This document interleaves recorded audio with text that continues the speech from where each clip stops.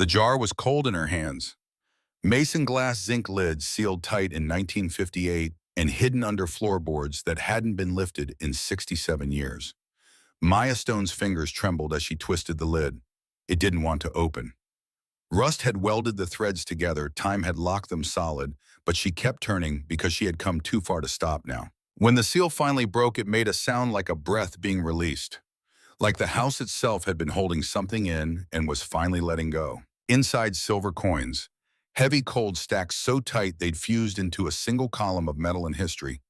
1890 Morgan dollars, 1921 peace dollars, half dollars with walking liberty on one side and an eagle on the other. She didn't count them. Not yet.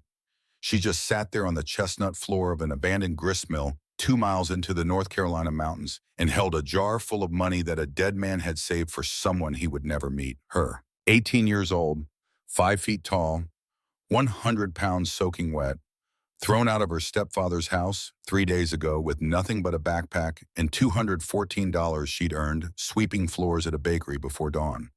And now this, 12 jars, filled with coins and paper money and the carefully folded hope that someone someday would find them and understand what they meant. She did understand. She understood because 3 hours ago she had opened the 11th jar and found not money but a letter, written in pencil on paper that had gone soft and yellow with age, written by a man named Samuel Brooks who had run this mill from 1921 to 1962, who had saved every spare dollar for 40 years and hidden it under these same floorboards, who had written a letter to the future and trusted that the future would find it. The letter was in her pocket now. She could feel it against her ribs, the weight of it, the responsibility. Use it to keep the mill standing. The stones are good, the creek is clean, the wheel can be fixed. A mill is a useful thing. Maya looked around the room. Stone walls 2 feet thick, stained green with lichen and age. A fireplace built from creek rocks, its chimney rising through a roof that was missing a quarter of its shingles. 8 window frames, every pane of glass long gone, letting in the filtered green light of the forest canopy. A floor made of chestnut planks so old and dark they looked like they'd been pulled from the earth already ancient. Useful. That word had been circling in her mind since she read the letter, turning over and over like the grinding stones downstairs. Useful, not beautiful, not comfortable, not easy. Useful. She had never been useful. She had been small. She had been quiet. She had been invisible.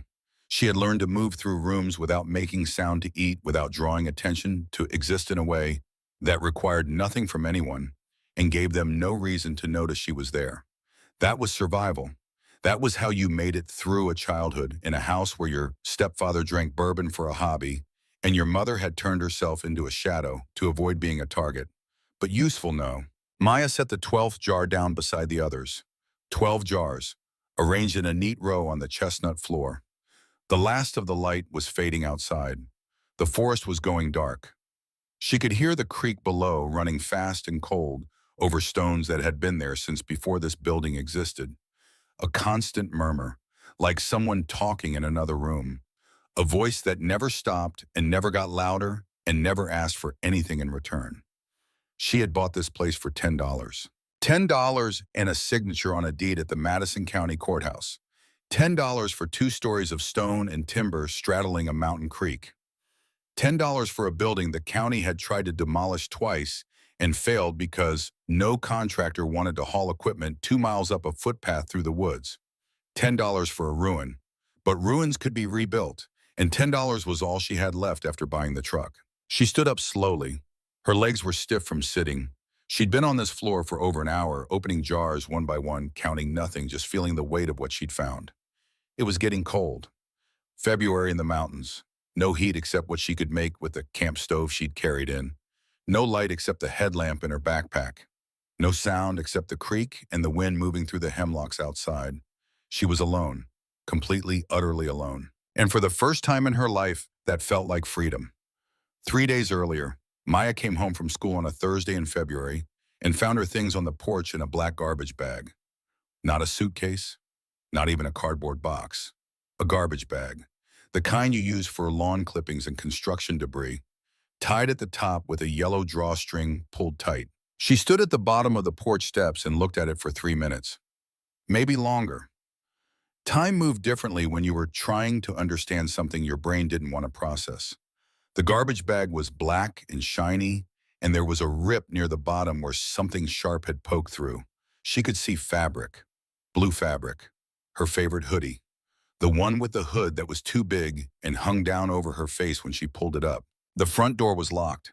She knew it was locked without trying the handle because Rick's truck was in the driveway and the television was on inside. She could hear it through the walls. A game show, audience applause, someone winning something, someone's day getting better while hers collapsed. She stood there and waited for something to happen, for the door to open, for her mother to come out, for Rick to appear with some explanation that would make this make sense. But nothing happened. The door stayed closed. The garbage bag sat on the porch. The game show audience applauded again. Maya picked up the bag. It was heavier than she expected. Everything she owned. Clothes, books, the laptop she'd bought used for $80. The Ziploc bag full of cash she kept in a sock in the bottom of her backpack. $214. 2 years of sweeping floors at 4:30 in the morning. She walked to the bus stop, caught the number 12 downtown, got off at the bakery. Ruth Callahan was still there wiping down the counters at the end of the day.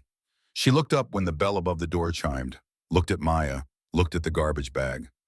"Sit down, sugar," Ruth said. "I'll make you some toast." Ruth was 62 years old and had arms like a longshoreman from 40 years of kneading dough by hand. She called everyone sugar regardless of their age or gender or whether she liked them. She paid Maya $9 an hour in cash and had never once asked why an 18-year-old was willing to show up at 4:30 in the morning without being told twice. Maya sat at the small table in the back of the bakery, the one Ruth used for paperwork and for eating lunch when she remembered to eat lunch. The table was covered in flour dust. Everything in the bakery was covered in flour dust. It got into the cracks in the floor and the seams in the chairs and the air itself so that when you breathed you could taste it. Wheat and yeast and the faint sweetness of something rising. Ruth made toast, 4 slices cut thick from a sourdough loaf she'd baked that morning.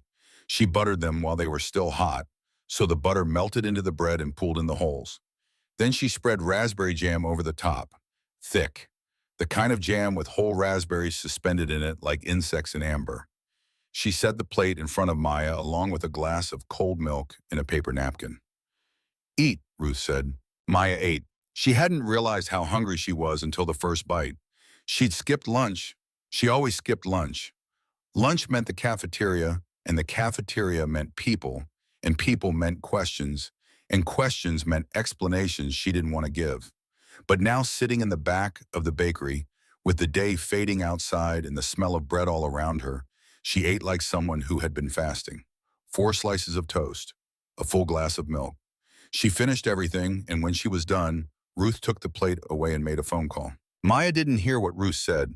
She was too far away and Ruth kept her voice low. But after 5 minutes, Ruth hung up and came back to the table and sat down in the chair across from Maya.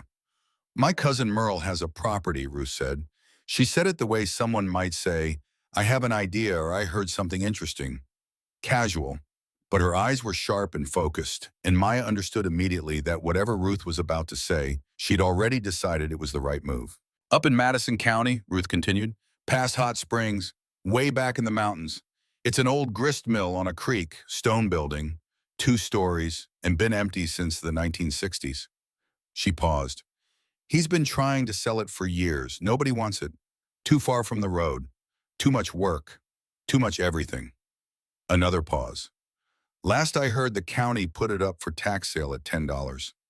Nobody bid." Maya looked at her. "You want it?" Ruth asked. "I have $214, Maya said. "It costs 10. What's wrong with it?" Ruth smiled, the kind of smile that says, "I'm not going to lie to you, but the truth is going to require some imagination." "Everything," she said. "The roof leaks, the water wheel is broken. There's no electric, no water, no road past the last mile. It's a stone box on a creek in the middle of nowhere." She leaned back in her chair. "But the stones are solid. The creek is clean, and nobody will bother you out there." That sentence landed in Maya's chest like a key turning in a lock. Nobody will bother you. She had spent her entire life being bothered, being watched, being managed, being made small by someone else's noise. Rick's voice when he drank, Her mother's silence when she didn't. The constant, low-level hum of tension that filled every room of that house like gas filling a space before it ignites. Every movement calculated, every word weighed, every moment spent trying to be invisible enough that she wouldn't become a target. The idea of a place where nobody would bother her, where she could exist without being monitored or evaluated or yelled at, where the loudest sound was a creak. That idea was worth more than $10. It was worth everything she had. Yes, Maya said, I want it. Ruth drove her to the Madison County Courthouse the next morning in the bakery delivery van. It smelled like sourdough and diesel. The passenger seat was covered in flour dust, and there was a coffee cup in the holder that had been there so long the coffee had evaporated down to a black ring at the bottom. The courthouse was in Marshall, a small town squeezed between the French Broad River and mountains that rose straight up on both sides like walls. The kind of town that looked like it had been dropped into a crack in the earth and left there to figure things out. The courthouse itself was handsome, red brick, white columns, the kind of building that was supposed to project authority and permanence, but mostly just looked tired. The clerk's office was on the second floor. The clerk was a thin man in his 50s with a mustache and a bolo tie. He looked at the property listing, then at Maya, then at Ruth, then back at the listing. The old Brooks Mill up on Laurel Creek, he said. That's the one, Ruth said. The man leaned back in his chair. The chair creaked. Everything in the building creaked. The floors, the doors, the old radiator in the corner that was putting out heat in rhythmic clanks. Miss, the clerk said, looking at Maya, that property is 2 miles from the nearest maintained road. The last mile is a footpath. There's no electric within a quarter mile. No cell service. The building hasn't been occupied since Samuel Brooks died in 1962. The roof is compromised. The floor may not be safe. He adjusted his bolo tie. The county tried to demolish it in 2008 and again in 2015. Both times the contractor said it wasn't worth bringing equipment up the creek trail, so it's still standing, barely. Maya reached into her pocket, pulled out a $10 bill. She'd withdrawn it from the ATM that morning. It was new, crisp. It didn't look like much. $10 wouldn't buy dinner for 2 people, wouldn't fill a gas tank, wouldn't cover a week of groceries, but it would buy a meal. She set the bill on the counter. The clerk looked at it, looked at her. He didn't say anything for a long moment. Then he picked up a pen. You'll need to sign here, he said, and here. Maya signed. Her handwriting was small and neat, the kind of handwriting you develop when you spend a lot of time trying not to take up space. She signed her full name, Maya Eleanor Stone, 18 years old, new owner of a 2-story stone grist mill on Laurel Creek in Madison County, North Carolina. The clerk stamped the deed, handed her a copy. Good luck, Bayonet, he said. It didn't sound like he meant it. Ruth drove Maya as far as the road went, a gravel Forest Service road that ended at a turnaround beside a trailhead sign. The sign was brown with yellow letters. It said Laurel Creek Trail, and below that 2.1 miles, and below that no motorized vehicles. Ruth pulled the van into the turnaround and turned off the engine. For a moment, they just sat there. The forest pressed in on all sides. Thick, dense, the kind of forest that looks like it could swallow you whole and no one would ever know. Ruth reached behind the seat and pulled out a paper bag. She handed it to Maya. Bread, she said. Cheese, a couple apples. Maya took the bag. It was warm. The bread was still warm from the oven. There's a payphone at the gas station in Hot Springs, Ruth said. You call me if you need anything. You hear me? I hear you. Ruth looked at her, really looked at her. The way someone looks at you when they're trying to decide if you're going to be okay or if they're making a mistake by letting you go. You're tougher than you look, Ruth said finally. Maya didn't know if that was true, but she nodded anyway. Ruth hugged her. It was quick and hard and smelled like flour and coffee and the lavender soap she used on her hands. Then Maya got out of the van, shouldered her backpack, picked up the garbage bag, and started walking. The trail followed the creek upstream, narrow but well-worn, packed earth with exposed roots and rocks that had been polished smooth by decades of rainfall. The forest here was old, tulip poplars with trunks white as cars, hemlocks so tall you had to crane your neck to see the tops. Rhododendron thickets so dense they formed tunnels of green that the trail wound through like a thread through fabric. The creek ran fast and clear over a bed of smooth stones. It made a sound like someone talking in another room, constant and indistinct and soothing. The water was so clear Maya could see every pebble on the bottom, every piece of submerged wood, every shadow of a fish darting upstream. She walked for 45 minutes. The garbage bag kept catching on branches. She had to stop every few hundred yards to untangle it. Her backpack was heavy, 50 pounds at least. Everything she owned that wasn't in the garbage bag was in the backpack.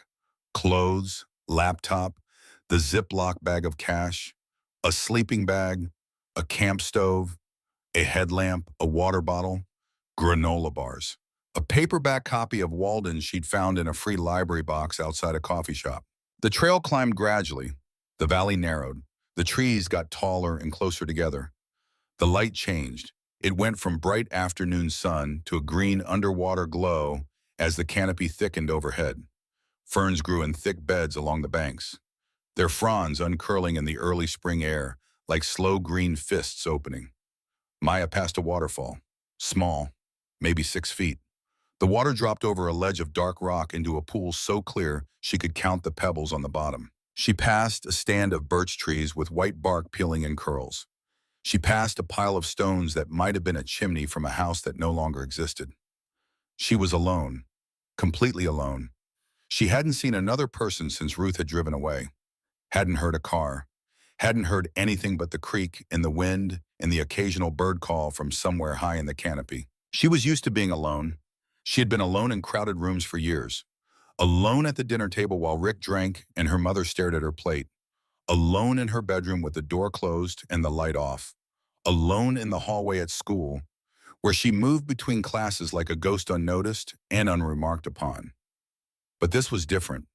This was the first time being alone felt like something she had chosen rather than something that had been done to her. The forest didn't watch her the way people watched her. It didn't judge her or evaluate her or decide what she was worth based on how much noise she made.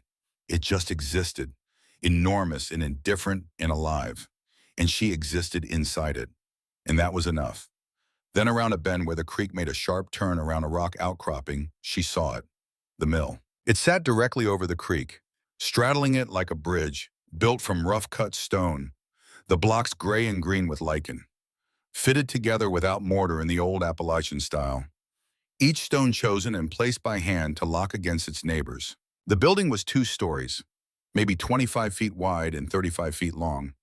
The lower story was the mill room, its stone walls rising directly from the creek bed, the water flowing through a stone archway beneath the building. You could hear it, a low, rushing sound, like the building itself was breathing. The upper story was the living quarters, 2 windows on each side, the glass long gone, just empty frames looking out into the forest like eyes that had been open too long. On the creek side, the old wooden water wheel was still partially attached to the building, but it was broken, 3 of its paddles missing, the wooden axle cracked, the whole structure listing to one side and covered in thick green moss. It looked like something that had been abandoned mid-motion, like it had been turning and then suddenly stopped and had been waiting ever since for someone to start it again. The front door faced the trail, heavy oak, hanging crooked on rusted iron hinges. One hinge broken, the door resting at an angle against the stone frame. The roof was wooden shingles. Roughly a quarter of them were missing on the left side, exposing the rafters. Thick ivy and Virginia creeper covered the right wall from foundation to roofline. Ferns grew from cracks in the stone near the creek level, but the stones were solid. Maya could see that even from the trail, even with the moss and the ivy and the years of neglect. The walls were straight, the corners were plumb. The foundation, which was the creek bed itself, was bedrock. This building had been standing here for over 150 years, and it looked like it could stand for 150 more if someone cared enough to give it a roof. Maya walked up to the crooked door, put her hand on the wood. It was cold and rough and solid. She pushed. The door resisted for a moment, then scraped open across the stone floor inside. She stepped through. The ground floor was the mill room, a single large space with a stone floor and a low ceiling of heavy oak beams. The grinding stones were still there, 2 circular stones about 3 feet across, one on top of the other, mounted on a wooden frame in the center of the room. They were covered in dust and cobwebs but intact. The mechanism that had once connected them to the water wheel, a system of wooden gears and iron shafts, was partially collapsed against the back wall. The wood was dark with age and moisture. Some of it had rotted, but the iron was still there, rusted but whole.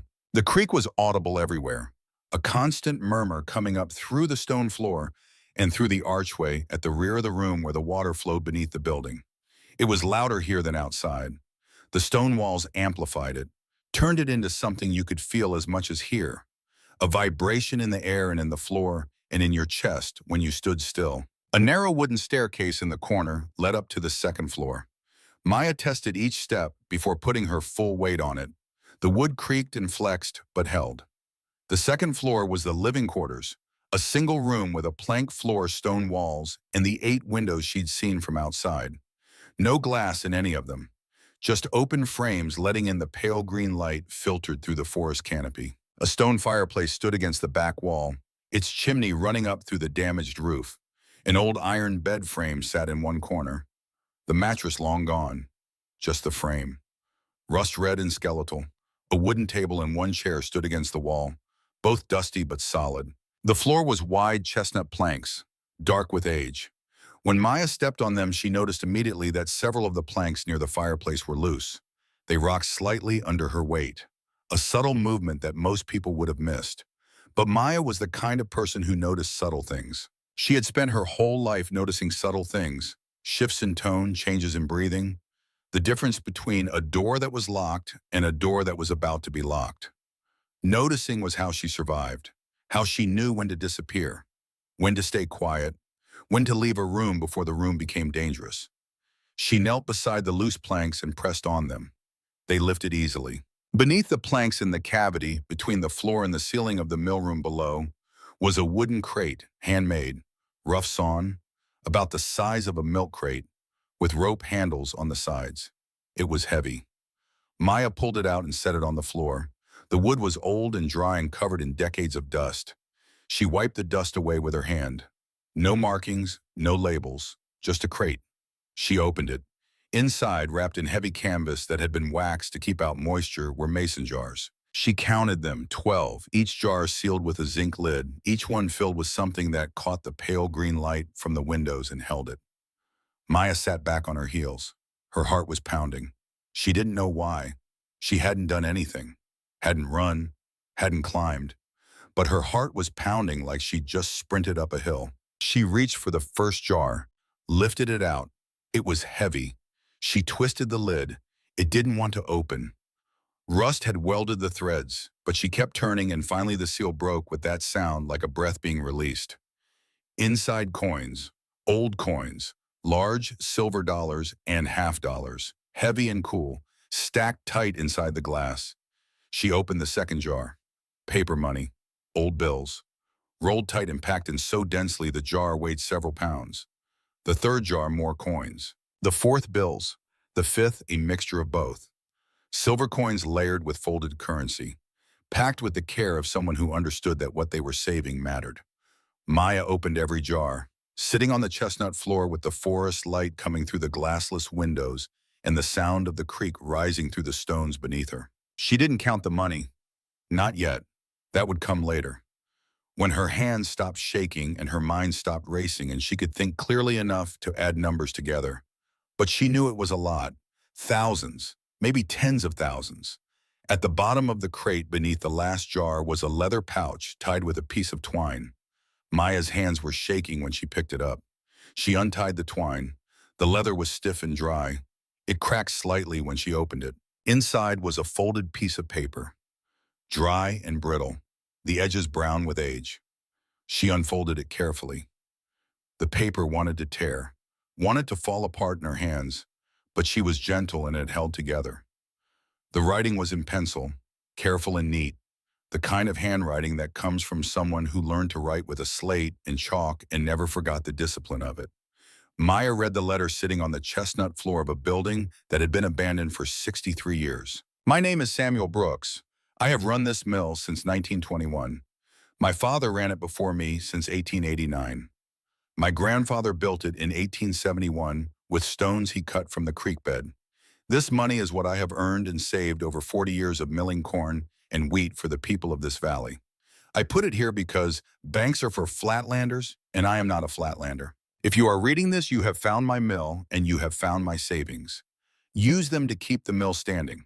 The stones are good, the creek is clean, the wheel can be fixed. A mill is a useful thing. A place that turns grain into flour is a place that feeds people. As long as it stands, someone will be fed. Samuel Brooks, April 1958. Maya read the letter 3 times, then she folded it carefully and held it against her chest. She didn't cry. Maya Stone didn't cry much. She had learned early that crying drew attention, and attention in her house was never a good thing. So she had taught herself not to cry, had pushed it down and down until it became something she didn't know how to do anymore. But she felt something shift inside her, like a wall she hadn't known was there moving aside to reveal a room she hadn't known existed. The room was warm. The room was quiet. The room was hers. She sat there for a long time. The light outside faded. The green glow in the room dimmed to gray and then to darkness. She heard the creek below, constant, unchanging. A sound that had been here long before this building existed and would be here long after it was gone. Samuel Brooks had hidden this money in 1958, 67 years ago. He had written a letter to someone he would never meet and trusted that they would find it, trusted that they would understand, trusted that they would use it the way he intended. He had trusted the stones. He had trusted the creek. He had trusted that a place built to feed people would always draw someone who needed to be fed. Maya pulled the headlamp out of her backpack and turned it on. The beam cut through the darkness. She stood up. Her legs were stiff. She'd been sitting for over an hour. She looked around the room, at the stone walls, at the empty window frames, at the chestnut floor with the loose planks still lifted, revealing the cavity where the crate had been hidden. She thought about Samuel Brooks, about 40 years of running a mill, about saving every spare dollar and hiding it under these boards, about writing a letter and trusting the future. She thought about Rick, about the locked door and the garbage bag on the porch. She thought about her mother, about the way she had turned herself into a shadow, about the textbook on animal anatomy still sitting on the shelf above the washing machine, a dream abandoned so long ago it had fossilized. She thought about Ruth, about toast with raspberry jam, about phone calls made on her behalf, about a bakery van that smelled like sourdough and diesel. And she thought about what it meant to be useful. Not useful in the way that being invisible is useful, not useful in the way that not causing trouble is useful, but useful in the real way, the way a mill is useful, the way a building that feeds people is useful. Maya looked at the 12 jars arranged on the floor, at the letter in her hand, at the broken wheel visible through the window, at the grinding stones 1 floor below. She had come here with $10 and nowhere else to go. She had found $32,200 in a purpose.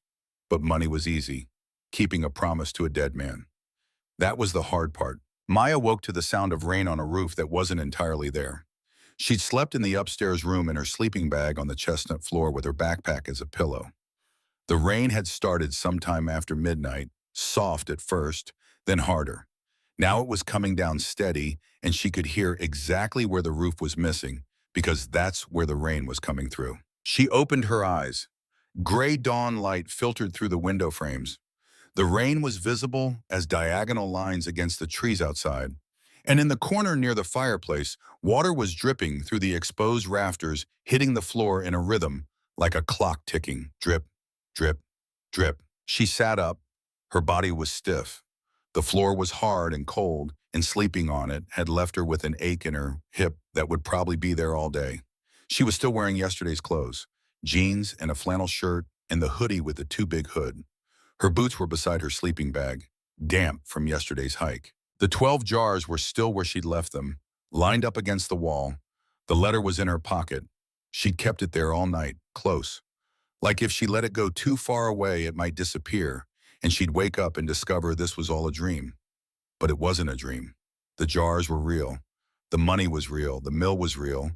And the roof was leaking. Maya stood up and walked to where the water was coming through. She looked up at the rafters. The wood was dark and wet. Some of it was rotted. She could see daylight through the gaps where shingles were missing. A section maybe 6 feet wide and 10 feet long. Quarter of the roof on the left side. If she didn't fix it, the water would keep coming in, would rot the floor, would damage the walls, would turn this place from a ruin that could be saved into a ruin that couldn't. She had $32,000 hidden under the floorboards, and the first thing she needed to spend it on was shingles. The walk back to the trailhead took 40 minutes. Maya left the garbage bag at the mill. There was no point carrying it back and forth, and took only her backpack with the Ziploc bag of cash and the essentials. The rain had stopped, but everything was wet. The trail was slick with mud. Her boots made sucking sounds with every step. When she got to the parking area, her truck was still there. The 1999 Toyota Tacoma she'd bought 3 days ago for $2,600 from a mechanic in Mars Hill, who'd looked at her like she was either very brave or very lost, and he wasn't sure which. The truck was red, or had been red. Now it was mostly rust red with patches of primer gray where the rust had been sanded down. There was a dent in the passenger door and a crack in the windshield that ran from corner to corner like a river on a map. But the engine ran, and that was all that mattered. Maya had learned to change the oil the day she bought it. The mechanic had shown her how. Lying on her back on a piece of cardboard in his parking lot, unscrewing the drain plug, letting the old oil drain into a pan, replacing the filter, pouring in new oil, 5 quarts of 10W30, change it every 5,000 miles, the mechanic had said, and this truck will run until the sun burns out. Maya believed him. She drove to Marshall, to the building supply store on the main road, a low cinder block building with a gravel parking lot and a hand-painted sign that said Marshall Lumber and Hardware. Inside, the store smelled like sawdust and paint thinner and the particular chemical smell of new plastic. An older man stood behind the counter. 60s, flannel shirt, reading glasses on a chain around his neck. "Help you," he said. "I need roofing materials," Maya said. "Shingles, felt, nails." "How much roof?" "Maybe 60 square feet." He nodded, pulled a calculator from beside the register, started punching numbers. 3-tab shingles, you're looking at about $200. That's materials only. You hiring somebody to install? No, Maya said. "I'm doing it myself."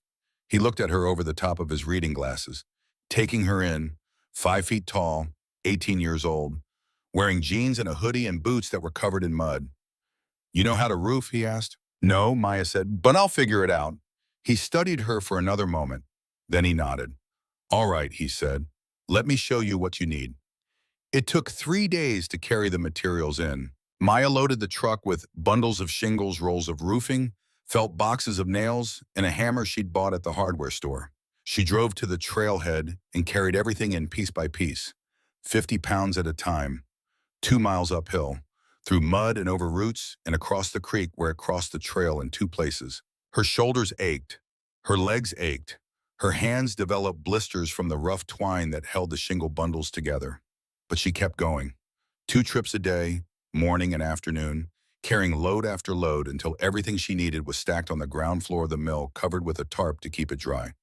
On the 4th day, she started working on the roof. She'd never done this before, had never even watched someone do it. But the man at the hardware store had given her a photocopied instruction sheet, and there were videos she could watch on her phone as long as she hiked back to where there was cell service. So that's what she did. Hiked out, watched videos, hiked back, tried to remember what she'd seen. The first step was removing the damaged shingles. Maya climbed onto the roof using a ladder she'd made from 2x4s and scrap wood she'd found in the mill room. It wasn't a good ladder, it wobbled, but it got her high enough to pull herself onto the roof. The surface was steep, steeper than it looked from the ground. She had to move carefully, testing each step. The old shingles were slippery, and some of them were loose, and if she stepped wrong, she'd slide right off the edge and fall 15 feet onto the rocks below. She pulled off the damaged shingles one by one, prying them up with a flat bar she'd bought at the hardware store. Some came up easy, others were nailed down so hard she had to work the bar underneath and lever them up with all her weight. The nails came out bent and rusted. She dropped them into a bucket tied to her belt. By the end of the first day, she'd cleared the damaged section, exposed the rafters. Some of them were rotted, dark, and soft. She could push her finger into the wood and it would sink in like pushing into mud. Those would have to be replaced. Maya climbed down from the roof and sat on the bank of the creek. Her hands were shaking, not from fear, from exhaustion. She'd been on the roof for 6 hours, moving slowly, carefully. Every muscle in her body was tired. She ate a granola bar and drank water from the creek and looked at the mill. It was hers. She'd signed the deed, paid $10. The building belonged to her. But it didn't feel like hers yet. It felt like something she was borrowing, something she had to earn the right to keep. Replacing the rafters took another week. Maya cut new lumber to length using a handsaw. 2x6s, 8 feet long. She bought them at the lumber yard in Marshall and carried them in one at a time, balanced on her shoulder like a rifle. Each board weighed maybe 15 pounds. It didn't sound like much, but after 2 miles uphill, 15 pounds felt like 50. She installed the new rafters one by one, climbing onto the roof, positioning the board, nailing it into place. It was slow work, tedious. But she got better at it. The first rafter took her 2 hours. The second took 1. By the fifth, she could do it in 40 minutes. When all the rafters were in place, she laid down the roofing felt, black paper that smelled like tar. She rolled it out across the bare wood and nailed it down with broad-headed nails that the man at the hardware store had called cap nails. The paper overlapped at the seams, each row covering the row below it so water would run down and off instead of seeping through. Then came the shingles. Maya started at the bottom edge of the roof and worked her way up. Each shingle was a rectangular strip of asphalt embedded with granules that felt like coarse sand. 3 tabs per shingle. She laid the first row, nailed it down. 4 nails per shingle. Then she laid the second row offsetting it so the tabs didn't line up with the tabs below. The first row was crooked. She could see it as soon as she stepped back. The line wasn't straight. It curved upward on the left side. Not much, maybe half an inch, but enough that if she kept going, the whole roof would be off. Maya stared at it for a long moment. She'd spent an hour laying that row.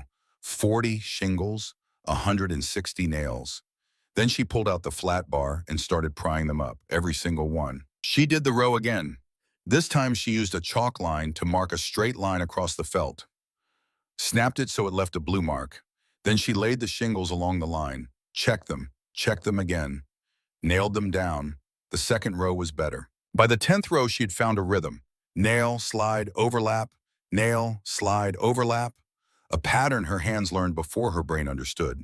She stopped thinking about what she was doing and just did it, moving across the roof like she was weaving, like the shingles were threads and the roof was a piece of cloth she was making whole. 3 weeks after she'd started, the last shingle went down. Maya climbed off the roof and stood in the clearing beside the mill, looked up. The left side of the roof was complete, solid, unbroken. New black shingles covering the old gray rafters. It wasn't perfect. Some of the lines were a little crooked. Some of the shingles didn't quite line up. But it was done, and it was hers. She sat on the bank of the creek and ate a sandwich. Peanut butter on bread she'd bought in Marshall 5 days ago. The bread was stale, but she didn't care. She chewed slowly and looked at the roof and felt something she had never felt before. Pride. Not the kind of pride that comes from being told you did well. Not the kind that comes from getting a good grade or winning something or being praised. But the kind that comes from building something with your own hands. From taking a problem and solving it. From looking at a thing that was broken and making it whole. Nobody could take this from her.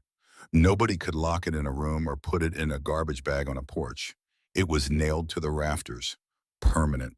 She had built a roof. Not a perfect roof, not a professional roof, but a roof that would keep the rain out and the warmth in.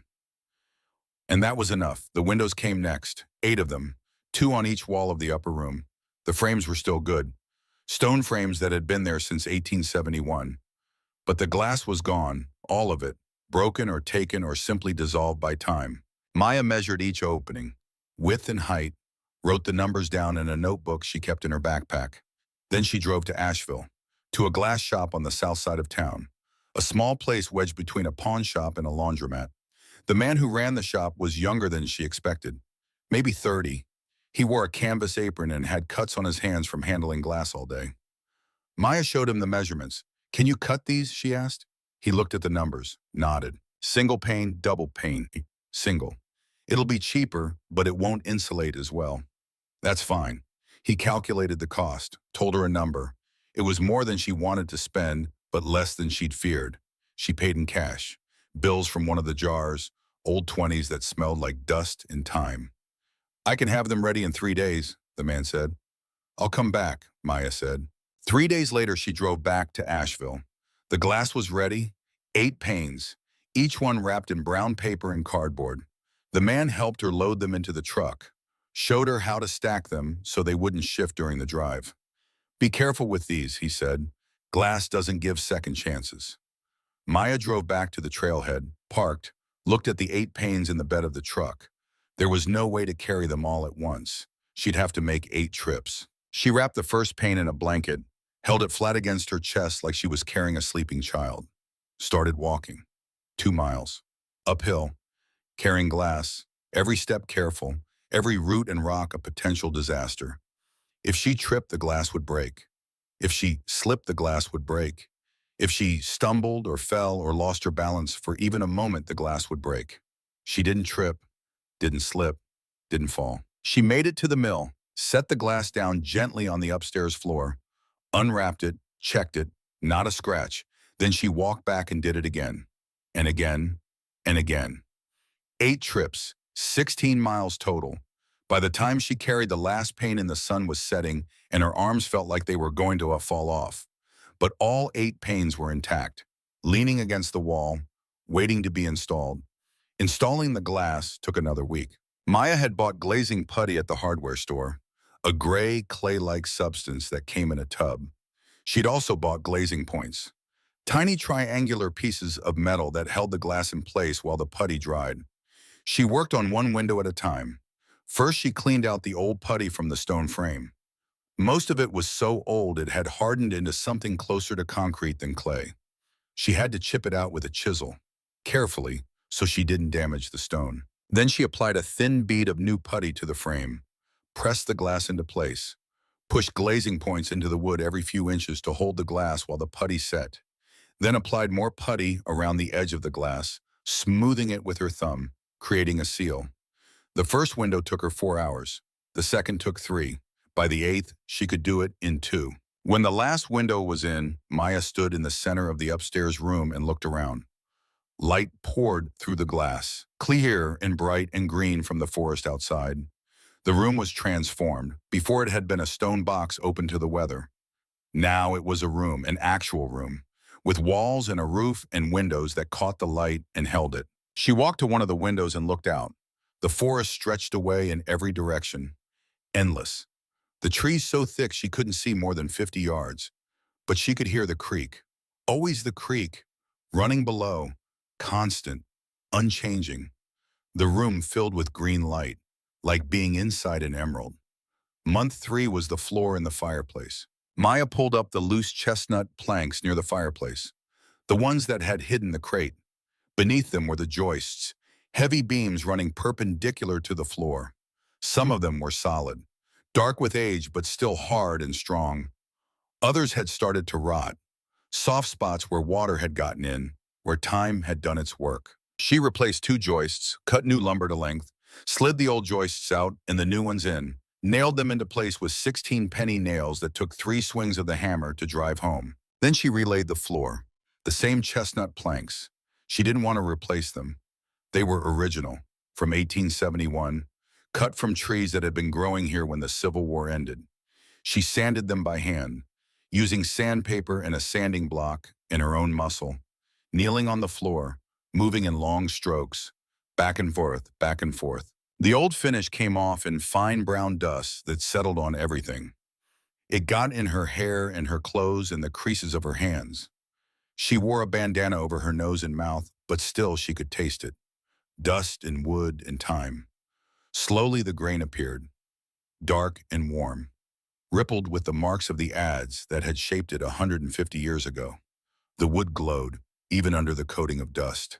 It glowed like it had light trapped inside it. When the sanding was done, Maya swept the floor, then wiped it down with a damp cloth, then let it dry.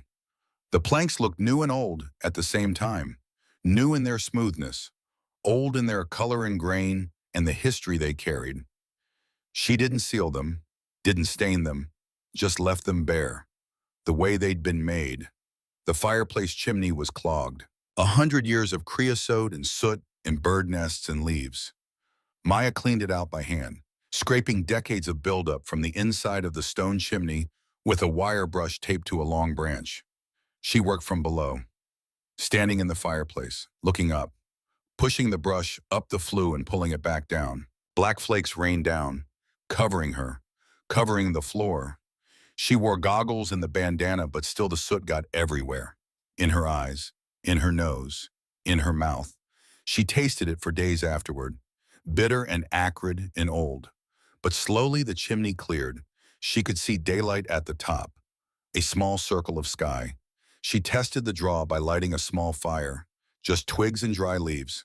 The smoke rose, pulled straight up and out. The chimney was clear. The fireplace worked. Maya sat on the floor and watched the fire burn. Small flames, yellow and orange. The heat felt good. It was April now, but the nights were still cold. She'd been sleeping in her sleeping bag with all her clothes on, waking up stiff and sore. But now she had a fireplace. She could make heat, could cook, could dry clothes, could sit in front of the fire on cold nights and feel warm. It was a small thing, but it mattered. Month 4 was water and power. For water, Maya didn't need to run a pipe. She had a creek, clean mountain water running 20 feet from the front door. But she wanted water inside, wanted a sink, wanted to be able to wash dishes and fill a pot without walking outside. She built a counter along one wall, used salvaged lumber from the mill room, 2x4s and plywood, rough but solid. She installed a stainless steel sink she'd bought at a salvage yard in Asheville for $20. Then she installed a hand pump, the kind you see in old farmhouses, cast iron, with a long handle you push down to draw water up. She ran a pipe from the pump down through the floor, through the mill room, out through the stone wall, into the creek. It took her 3 days to get it working. The first time she tried, nothing happened. She pumped and pumped, but no water came. The pipe was too high. Gravity couldn't pull the water up that far. She adjusted the pipe, lowered it, tried again. This time water came, cold and clear and fast. It poured out of the spout and into the sink, and she stood there watching it like it was magic. Running water. She had running water. For power, she started small. A single solar panel she'd bought online and had shipped to Ruth's bakery. 50 watts, about the size of a window. She mounted it on the south-facing wall above the roofline using brackets she'd made from scrap metal, ran a wire down through a hole she drilled in the wall, connected it to a battery she kept in the mill room, a deep cycle marine battery, the kind used in boats. The panel charged this battery during the day. The battery powered a light at night, a single LED bulb hanging from the ceiling. It wasn't much, but it was enough to read by, enough to cook by, enough to not have to rely on the headlamp and candles. She also powered a radio, a small transistor radio she'd found at a thrift shop in Hot Springs. It picked up exactly one station, a public radio affiliate out of Asheville, classical music in the evenings, news in the mornings. Maya would sit on the floor in front of the fireplace and listen to the radio and feel connected to the world beyond the forest, to people and cities and events happening somewhere else. It was comforting, knowing the world was still out there, still turning, even though she was here, alone, 2 miles from the nearest road. The grinding stones sat in the center of the mill room like monuments. Maya cleaned and wiped away decades of dust and cobwebs and mouse droppings, oiled the wooden frame they sat on. The wood was oak, dark and dense. It had warped slightly over the years, but it was still solid. She liked the weight of the stones, the solidity, 2 pieces of granite, each one cut by hand from a single block, fitted together so precisely that when they turned, they could crush a kernel of corn into flour as fine as talcum powder. They'd been doing this for 90 years before Samuel Brooks wrote his letter, and they could do it again if someone fixed the wheel. Maya looked at the wheel through the window. Broken, moss-covered, 3 paddles missing. The axle cracked. Fixing it would be the hardest thing she'd done yet, but she'd come this far. And Samuel's letter said the wheel could be fixed, so she'd fix it. It took 3 weeks. Maya started by studying the wheel, how it was built, how it was supposed to work. She found books at the library in Hot Springs, old books about grist mills and water power. She read them at night by the light of her LED bulb, taking notes, drawing diagrams. The wheel was an overshot design. Water came in from above. hit the paddles. The weight of the water turned the wheel turned the axle turned the gears. The gears turned the grinding stones, simple in theory, complicated in practice. The first step was replacing the broken paddles. Maya cut new ones from white oak she felled on the hillside above the mill. Young trees, straight-grained. She shaped each paddle with a draw knife. A two-handled blade you pull toward yourself, shaving away wood in long, curling strips. It was slow work, meditative. She could feel the grain of the wood under the blade, could see the shape emerging from the rough lumber. She made 3 paddles, fitted them into the wheel frame with wooden pegs. No nails, no screws, just friction and geometry holding them in place. Next was the axle. The old one was cracked straight through, split by age and weather and the stress of turning under load for decades. It couldn't be repaired, it had to be replaced. Maya cut a new axle from locust, the hardest wood she could find, 8 inches in diameter, 6 feet long. She turned it on a makeshift lathe she rigged using the truck's spare tire as a drive wheel and her drill as a motor. It wasn't precise, but it was round enough, smooth enough. She removed the old axle. It took 2 days. The iron brackets holding it were rusted solid. She had to soak them in penetrating oil and heat them with a torch she'd borrowed from Tom Hargrove, the farmer who'd brought her corn to test the stones. Tom had appeared one morning, walking up the trail, carrying a burlap sack. He was 55, weathered, spoke in short sentences. "Heard you're fixing the Brooks place," he'd said. "Trying to," Maya said. "Brought you some corn for when you get the stones running." He'd stayed for coffee, told her about Samuel, about how his grandfather had brought grain here for 40 years, about how Samuel had never charged more than a share of the flour. He measured his worth, Tom said, by how many people he could feed. Then he'd left. But he came back the next week, and the week after. Always with something: tools, advice, stories about how things used to work. He never stayed long, but he was there when she needed him. Installing the new axle was a 2-person job, but Maya only had one person: herself. She rigged a pulley system, ropes and blocks borrowed from Tom. She lifted the axle inch by inch, positioned it in the brackets, bolted it in place. It took all day. Her hands were raw from the rope. Her arms shook from the strain. But when it was done, the axle was in place. The wheel was whole. The last step was reconnecting the mechanism, the wooden gears and iron shafts that transferred power from the wheel to the grinding stones. The old system was partially collapsed. Maya rebuilt it piece by piece, replacing rotted gears with new ones she'd cut and shaped by hand, realigning the shafts, greasing the bearings with lard she'd bought in Marshall. On a Tuesday morning in late May, she opened the sluice gate. Water hit the paddles. The wheel groaned, creaked, started to turn. Slowly at first, then faster. The axle turned, the gears engaged, the iron shafts spun, and in the mill room the grinding stones began to rotate. A low, heavy rumbling sound that Maya could feel in her chest, in the soles of her feet through the stone floor. She stood in the doorway and watched a machine that had been dead for 60 years come back to life. The wheel turned. Water dripped from the paddles in silver arcs. The stones ground against each other with a sound like distant thunder. Maya understood for the first time what it meant to be useful. Not useful in the way that being invisible is useful, not useful in the way that not causing trouble is useful, but useful in the real way. The way a mill is useful, the way a building that feeds people is useful. She closed the sluice gate. The wheel slowed, stopped, but it worked. The mill worked, and 6 months after she'd bought it for $10, the Brooks mill was alive again. The first batch of flour came out golden, not white, not the pale, colorless powder you buy in plastic bags at the grocery store, but golden, the color of late afternoon sunlight, coarse and fragrant and full of flavor that tasted like the grain it came from instead of like nothing. Maya stood in the mill room and watched it pour from the spout between the grinding stones.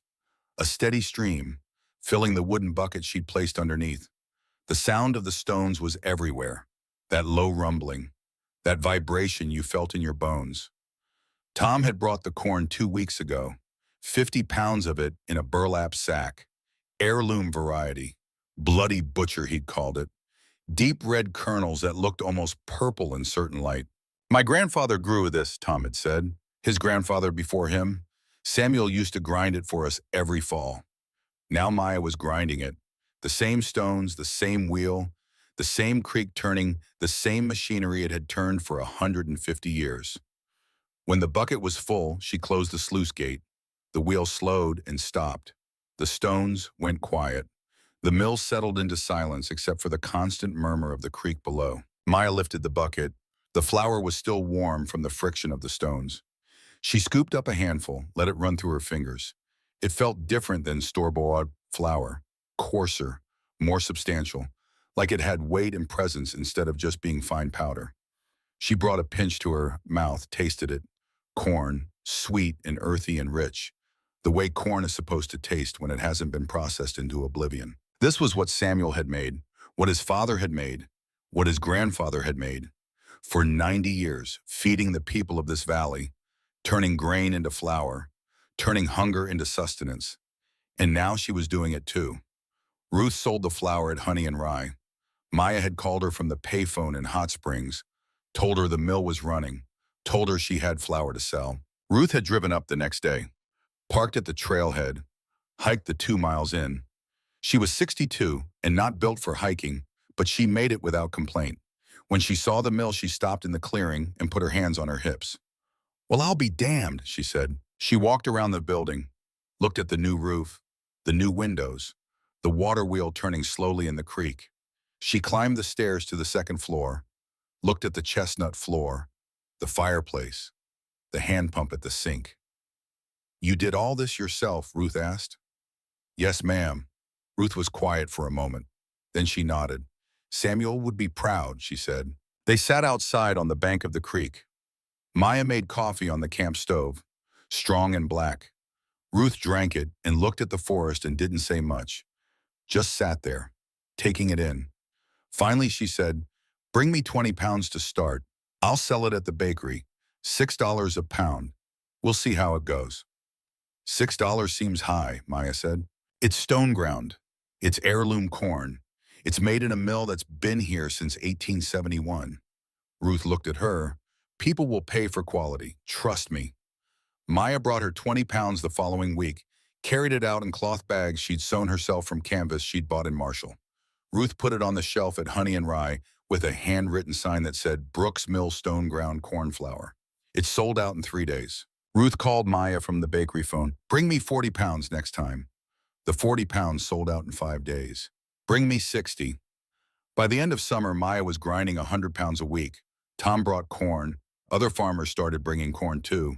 And wheat, heirloom varieties with names like Red Fife and Turkey Red, grains that had been grown in these mountains for generations. That had been ground in this mill back when Samuel was alive, back when his father was alive. The farmers brought their grain to the trailhead, left it in sacks. Maya hiked it in 50 pounds at a time, ground it on the stones, hiked the flour back out, delivered it to Ruth. Ruth sold it, gave Maya the money. Maya kept half, gave the other half back to the farmers as their share. The way Samuel had done it, the way it had always been done. It wasn't much money, maybe $200 a week, but it was enough for food, for supplies, for the occasional repair, for the slow, steady work of turning a ruin into a home. People found her, the way mountain people always find each other.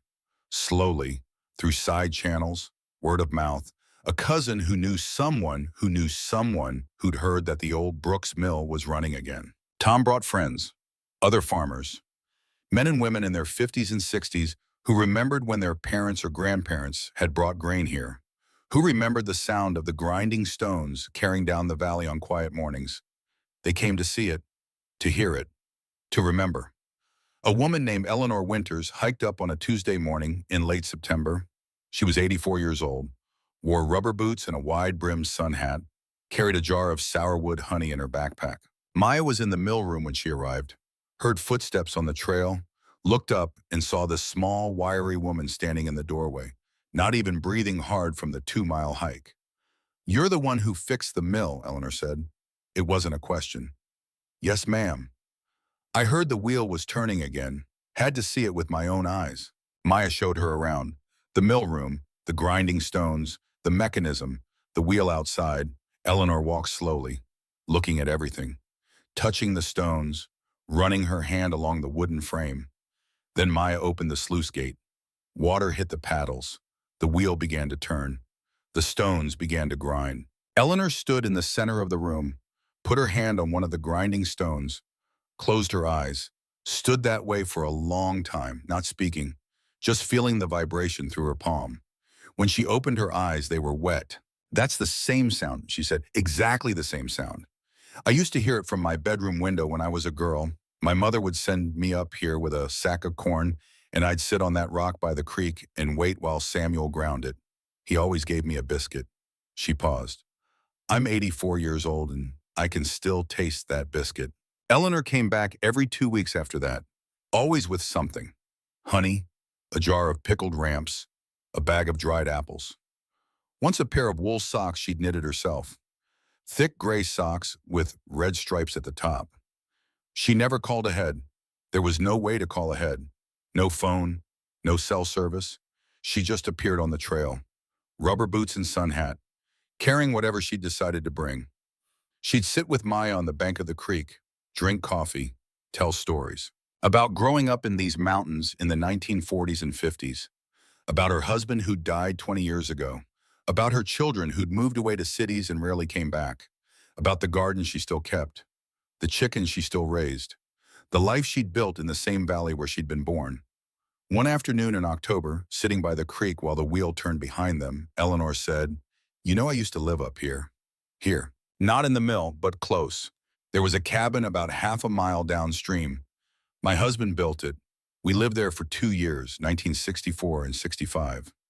She was quiet for a moment. "He wasn't a good man," she said. "He drank, got mean when he drank. One night it got bad enough that I left, walked out in the dark, came here, to the mill." Samuel was still alive then, just barely. He was old, sick, but he let me stay, gave me a place to sleep, didn't ask questions, didn't judge. Just let me be.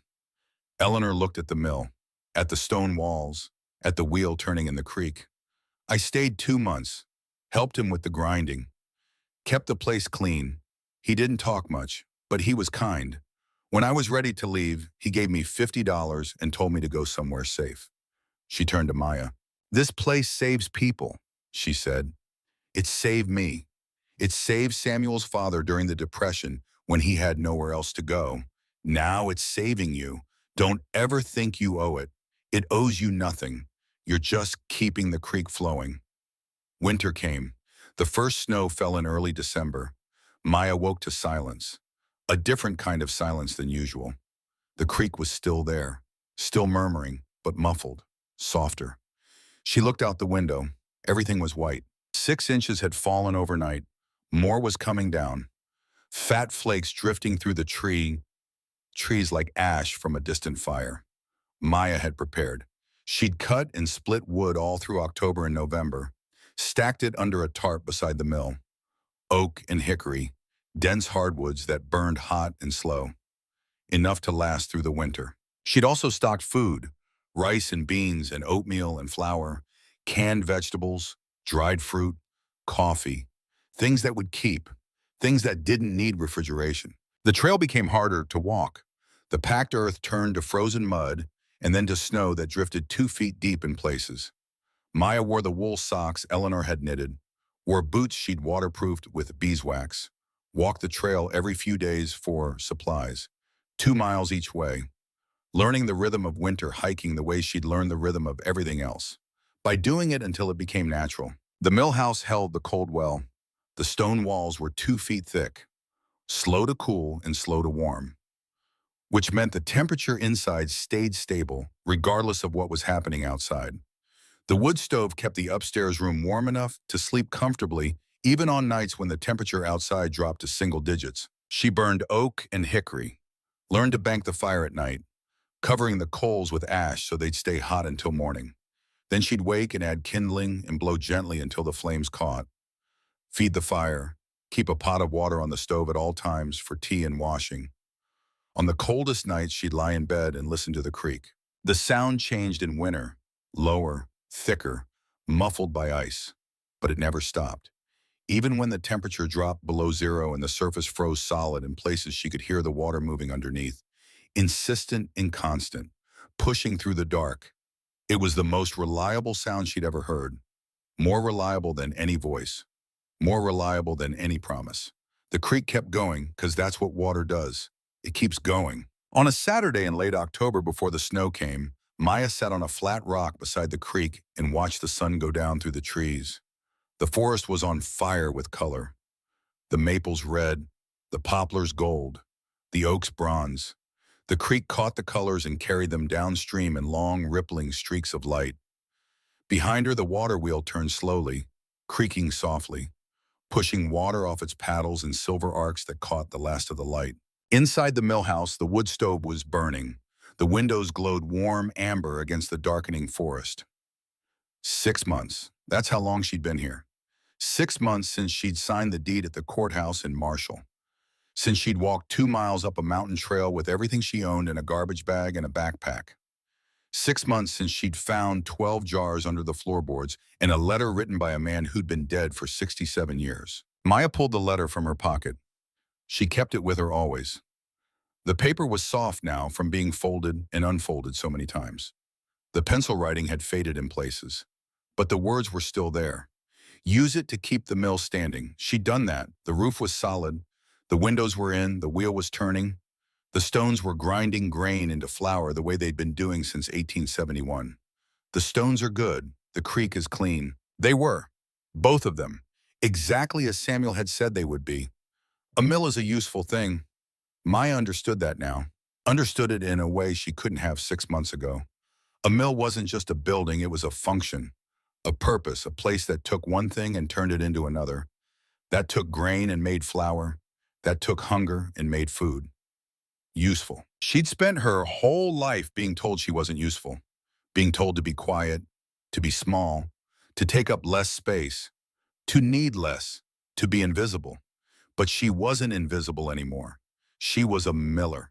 She ground grain. She made flour. She fed people. That was useful. That mattered. 2 weeks later, on a cold November afternoon, a young couple appeared on the trail. Maya was outside splitting wood when she heard voices. She looked up and saw them. Mid-20s, expensive hiking gear, the kind of people who looked like they were on their way to a photo shoot for an outdoor magazine. They stopped when they saw the mill, stared at it. The man pulled out his phone and took pictures. Maya set down the axe and walked over. "Can I help you?" she said.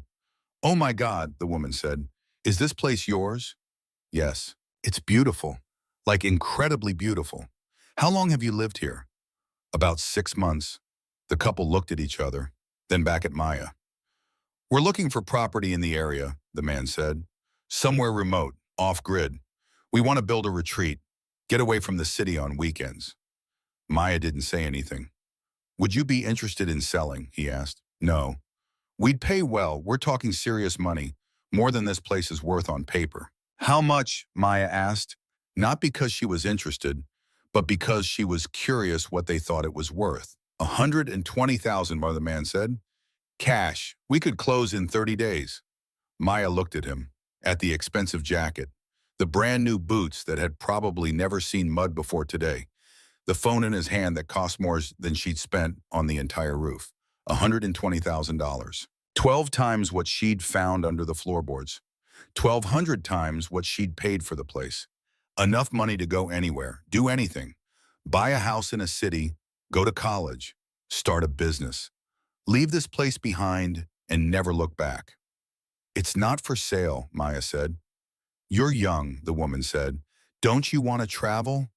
See the world, do something with your life." Maya looked at the mill, at the stone walls, at the wheel turning in the creek, at the smoke rising from the chimney.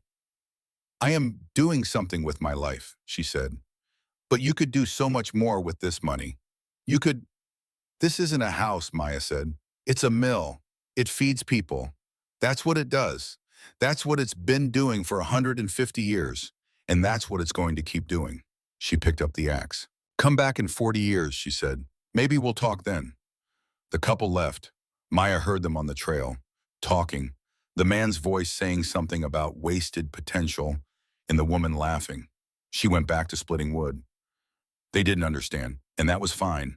They didn't need to understand. This place wasn't about money. It had never been about money. Samuel hadn't saved $32,000 because he wanted to be rich. He'd saved it because he wanted the mill to keep standing, because he knew that as long as it stood, people would be fed. And Maya had used that money the way he'd intended. Not to get rich, not to escape, but to keep the promise he'd made to the future. The mill was standing, the stones were good, the creek was clean, and people were being fed. That was enough. December brought deep cold and heavy snow. The creek slowed but never stopped. Ice formed at the edges, thin sheets that broke and reformed every night. But underneath the water kept moving, dark and fast and cold. Maya spent the long evenings in front of the fireplace, reading, listening to the radio, writing in a journal she'd started keeping, recording what she did each day, what she learned, what broke and how she fixed it. She wrote about the roof, about carrying glass 2 miles through the forest, about the grinding stones and the sound they made, about Tom and Eleanor and Ruth, about the farmers who brought grain and the people who bought flour. She wrote about being alone, about how it felt different now than it had 6 months ago, how it felt less like exile and more like choice, how the silence wasn't empty, but full, full of the creek and the wind and the fire crackling and the wheel turning. She wrote about Samuel, about the letter, about the jars hidden under the floor, about the trust he'd placed in a future he would never see. And she wrote about what it meant to be small. She'd been small her whole life, small and quiet and easy to overlook, made small by other people, by Rick's anger, by her mother's fear, by a world that seemed designed for people bigger and louder and more confident than she was. But she was beginning to understand that small didn't mean weak. The creek beside the mill was small, a narrow stream you could jump across in most places. But it had been grinding grain for 150 years, had been carving stones since before anyone had built anything on its banks. It was patient, steady, it never stopped. And over time, it had shaped the entire valley.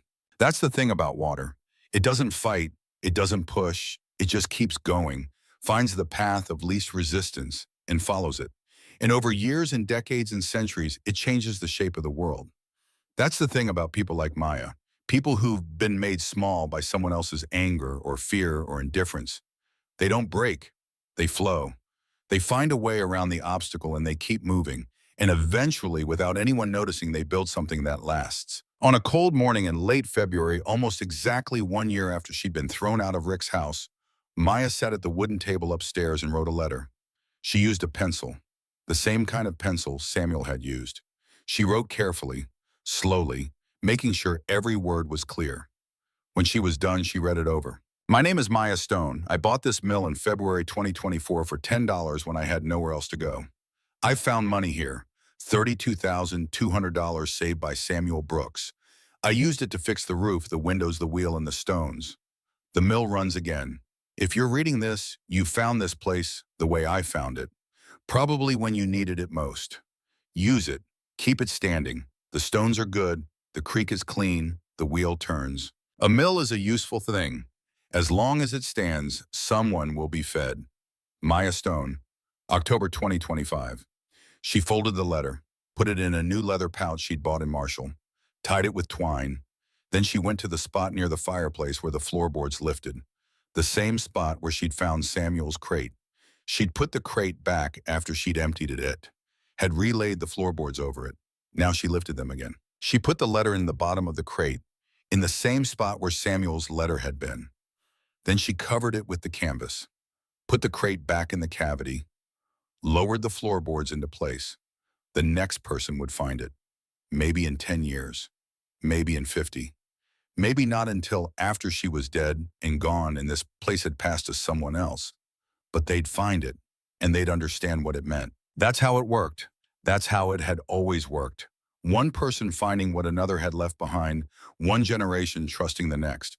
The mill standing because someone cared enough to keep it standing. Maya walked downstairs, outside, stood by the creek in the cold February air. The water wheel turned slowly. The creek murmured over the stones. Smoke rose from the chimney in a thin gray line that dissolved into the sky. She thought about Samuel Brooks, About 40 years of running a mill, about saving every spare dollar and hiding it under the floorboards, about writing a letter to someone he would never meet and trusting that they would understand. She thought about Rick, about the locked door, the garbage bag, the $10 bill she'd set on the courthouse counter. She thought about Ruth, about toast with raspberry jam, about phone calls and bakery vans, and believing in an 18-year-old girl with nowhere else to go. She thought about Eleanor, about rubber boots and sun hats and honey and the way this place saves people. She thought about what it means to be small, about water and mills and people who don't break but flow, who find a way forward, who keep going because that's what you do. You keep going. The creek beside her was small, narrow, easy to overlook, but it had been here for thousands of years, had carved this valley, had shaped the stone, had powered the wheel, had ground the grain, had fed the people, and it would be here for thousands more. Patient, steady, unchanging. Maya Stone was 18 years old when she was thrown out with nothing but a backpack and $10. She spent that $10 on a crumbling mill on a creek in the mountains of North Carolina. It was the best $10 she ever spent. Not because of the money she found, not because of the roof she built or the wheel she fixed, but because she learned what Samuel knew, that the stones are good, that the creek is clean, that useful things last, and that small, stubborn, persistent things, watermills people like them, don't break. They just keep flowing. And eventually they carve valleys. Spring came, the snow melted, the forest turned green, wildflowers appeared along the trail, trillium and bloodroot and wild ginger. The creek ran high with snowmelt, fast and cold and loud. Maya opened the sluice gate. The wheel turned. The stones ground. Flour poured golden into the bucket. Farmers brought grain. Ruth sold flour. Eleanor brought honey. Tom stopped by on a Thursday morning, stood in the mill room, listened to the stones. My grandfather would be glad to hear this sound again, he said. Mine too, Maya said, even though she'd never known her grandfather, even though she had no idea if he would have cared about mills or stones or creeks or any of it. But standing there, in that room, with the wheel turning and the stones grinding and the creek flowing beneath her feet, she felt connected to something larger than herself, to the people who'd built this place, to the people who'd kept it running, to the people who'd brought grain and taken flour and fed their families, to Samuel Brooks and his father and his grandfather, to everyone who'd understood that a mill is a useful thing, that a place that feeds people matters, that some things are worth keeping standing. Maya was 19 now. She'd been at the mill for just over a year. She'd fixed the roof and the windows and the floor and the wheel. She'd learned to grind grain and make flour and survive in the woods through winter. She'd built a life, not the life anyone expected, not the life anyone would have chosen for her, but hers. The wheel turned. The stones ground. The creek flowed. And Maya Stone stood in the doorway of a 150-year-old gristmill and watched the morning light filter green through the trees and felt for the first time in her life like she was exactly where she was supposed to be, doing exactly what she was supposed to be doing, being exactly who she was supposed to be, useful.